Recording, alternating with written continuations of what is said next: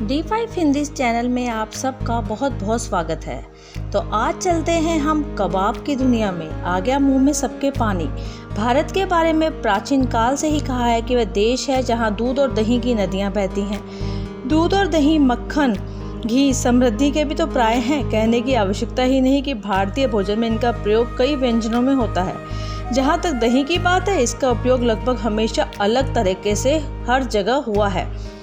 एक किंवदंती के अनुसार तो दही के कबाब का आविष्कार अवध के नवाब वाजिद अली शाह के चहेते बावर्ची ने किया।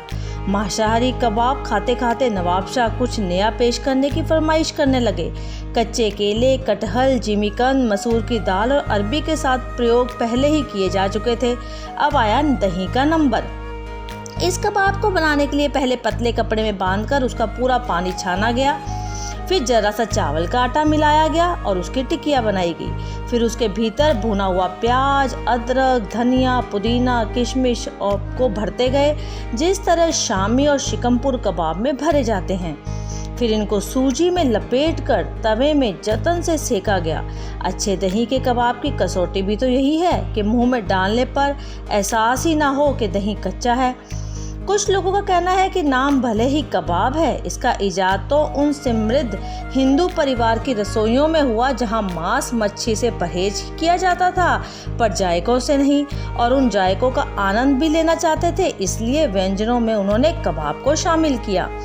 हाल ही के दिनों में दही के कबाब को नया जीवन भी मिला। भुट्टो के कबाब, पनीर पालक के हरे हरे कबाब एक रास्ता तोड़ने में ये कामयाब हुए भी और लोकप्रिय भी। तो आज हम बात करेंगे जगह जगह के कबाब के बारे में कि दही से कैसे बनाए गए। बंगाल में भप्पा दही नाम मिष्टान में हल्की मिठास वाली दही को भाप से पकाया गया, फिर बर्फी के शक्ल के बड़े बड़े टुकड़ों में काटकर परोसा गया। बंगाल में ही दोहू माछ प्रसिद्ध है और आलू पटोल रसा दही डालकर ही बनाया जाता है। इन दोनों ही व्यंजनों में इस बात का ध्यान रखा जाता है कि दही कच्चा ना रहे और फट ना जाए। कश्मीर में आलूदम या मज नामक कोफ्ते दही इनकी पाक विधि का अभिनंग है। दही को पकाते वक्त धीमी धार में डालकर लगातार चलाते हैं ताकि वो फटे ना। पंजाब में तड़का दही सब्जी की तरह खाते हैं, लगभग ठोस थक्के की तरह जमे दही को मिर्च मसालों के साथ लगभग उसी तरह पकाते हैं जैसे अंडे या पनीर की भुजिया।